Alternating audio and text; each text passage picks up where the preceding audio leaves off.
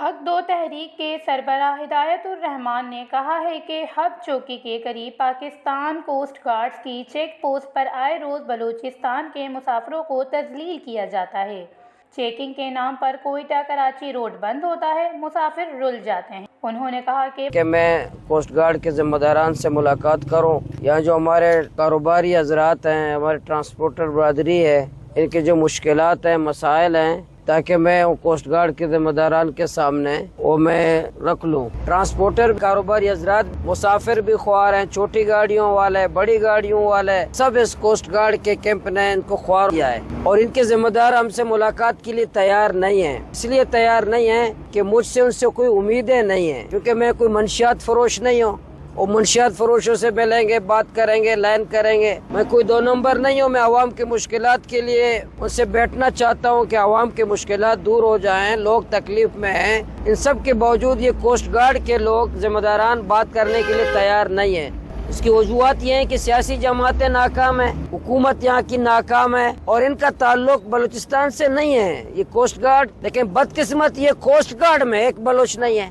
ان کو ہماری تکلیف سے کیا تھا، اسی لیے ڈنڈا ہاتھ میں ہماری گاڑیوں کو بھی ماریں گے، ہمیں مالی نقصان بھی دیں گے، ہمیں جان کی نقصان بھی دیں گے۔ تو میں آیا ہوں کہ یہاں کے لوگ ہیں، ان کو کام کرنے دو، کوئی ناجائز کام نہیں ہے۔ لوگ آپ کا قانون کا احترام کرنا چاہتے ہیں، لوگ آپ کی بات ماننا چاہتے ہیں۔ ابھی ایک ہفتہ پہلے سابق MNA اسلم بوتانی صاحب بھی یہاں پھنسے تھے 3 گھنٹے۔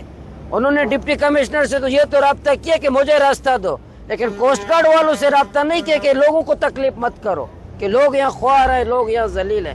میں کوسٹ گارڈ کے یہ رویے سے، جو کوسٹ گارڈ کا جو ناکہ کاڑی کیمپ ہے، یہاں ان کا کوسٹ گارڈ کا کیمپ کا ہونا خود غیر آئینی ہے۔ سوائے تیل پکڑنے کے اب تک 8، 9، 10 لاکھ لیٹر تیل پکڑا ہے، پھر جا کے بیچیں گے، سر بڑے بڑے افسران کے جیبوں میں یہ جا رہا ہے۔ یہ کوسٹ گارڈ کو ختم ہونا چاہیے۔ کوسٹ گارڈ کی وجہ سے جرائم میں 2 نمبر جتنا کام ہے اس کا ذمہ دار کوسٹ گارڈ ہے۔ اس لیے جتنے کاروبار کرنے دیں، کوسٹ گارڈ کے رویے پہ حکومت نوٹس لیں۔